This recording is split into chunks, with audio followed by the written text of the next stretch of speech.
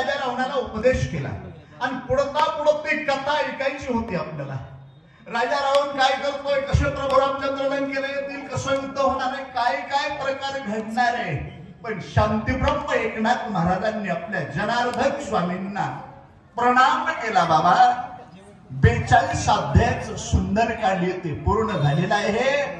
आता पुढच्या वर्षी आपण युद्धकांडामध्ये संपूर्ण कथा ऐकू बरं का। या वर्षी आता सुंदरकांडापर्यंत आपला विषय आलेला। प्रत्येक वर्षी 2 कांड असतील। पहिल्या वर्षी बालकांड झालं, गेल्या वर्षी आपले 2 कांड झाले, नावेद्यकांड आणि अरण्यकांड। या वर्षी किष्किंधाकांड आणि सुंदरकांड। आता पुढच्या वर्षी आपल्याला युद्धकांड ऐकायला मिळेल। असो प्रभू रामचंद्राचा असंभव्याप्ती रम्य रामायण कथा गोड लागली असताना सुंदरकांडाची पूर्णता झाली असं शांतीब्रह्म एकनाथ महाराज बोलत आहे।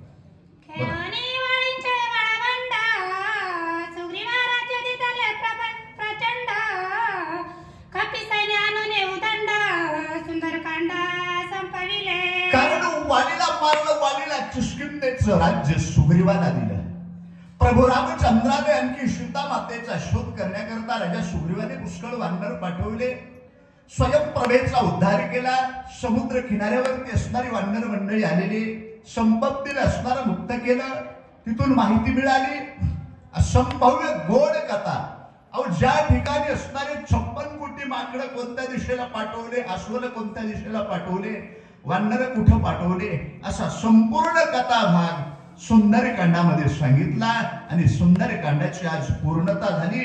कारण कळसाला खूप महत्व असतंय महाराज। सुरुवात, पाया आणि कळस या 2 गोष्टी महत्वाच्या असतात।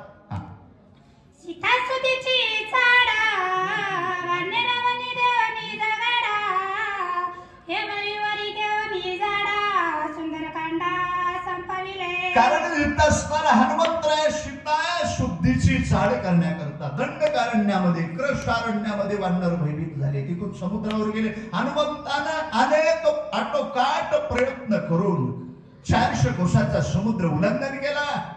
अरे लंकेमध्ये दांडोळी इतली असंभव्य हनुमंताला वाटामध्ये आलेले विघ्न रामनामाच्या आणखी आवृत्ती, राम प्रभूच्या नामस्मरण आणि त्या नामस्मरण सामर्थ्यावरती हनुमंतराय असणारे वीर विजय अखंड अशा प्रकारची विजयमाळा म्हणजे ती मुद्रिका भगवंताची नाममुद्रा मुखामध्ये होती।